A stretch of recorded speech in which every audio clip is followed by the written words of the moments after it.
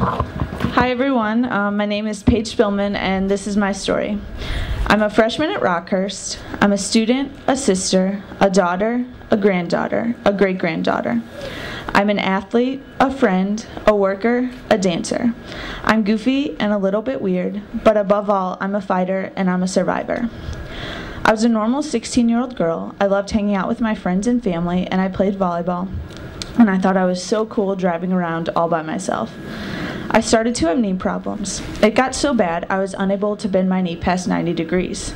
So I went to an orthopedic doctor. He took x-rays and said he didn't know what it was exactly. So then he referred me to an orthopedic oncologist. After meeting with the new doctor, he said I had a tumor on the back of my lower left femur and I needed surgery. He said because of my age and the position of the tumor, it was most likely benign, but there was a chance it was malignant. They would not know for sure until the surgery. Then several weeks later, I had the surgery to remove the tumor from my lower femur. A week and a half later, I had plans to see the midnight premiere of one of the Harry Potter movies. I was still on crutches, but my friends were going to help me, and then everyone was going to come crash at my house for a giant sleepover. Before the movie, my mom told me we had to go to the doctor the next day, which I thought was strange because I had a doctor's appointment the next Monday, but I didn't think anything of it. I told my parents I loved them and left for the movie. I had a blast with my friends and the movie was great.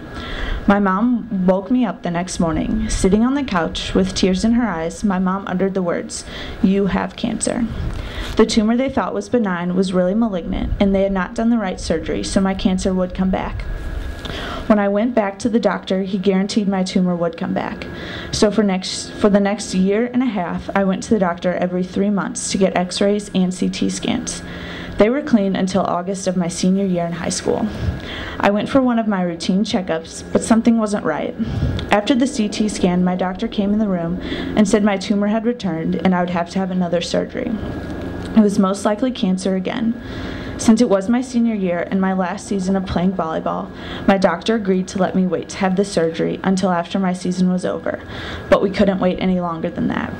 On December 17th, 2010, I had my second knee surgery. The surgery was not like the first, where they had just removed my tumor and I was walking 2 weeks later. I would have to have my entire lower femur taken out.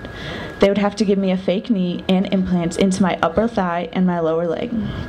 After the surgery, I was in the hospital in excruciating pain.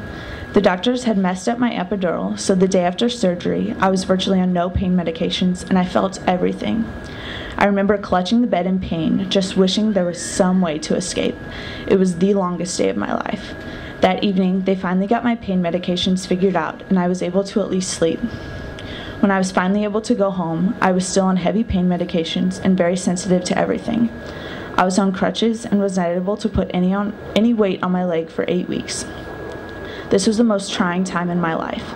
Not only was I physically in pain and restricted to lying in bed and walking on crutches to the bathroom, but I was not able to enjoy my senior year of high school.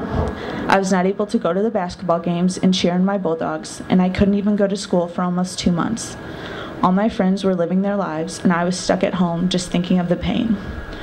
When I was finally able to begin walking again, I returned to school.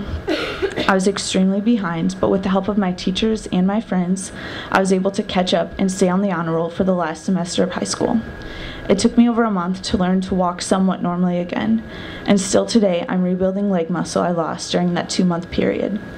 My goal was to be able to walk across the stage at graduation. I slowly began to get back into my everyday activities, like managing guys volleyball and hanging out with my friends.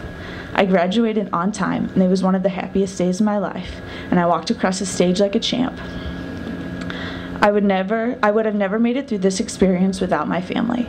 My mom, my dad, my brother, and my grandparents. I owe them my life.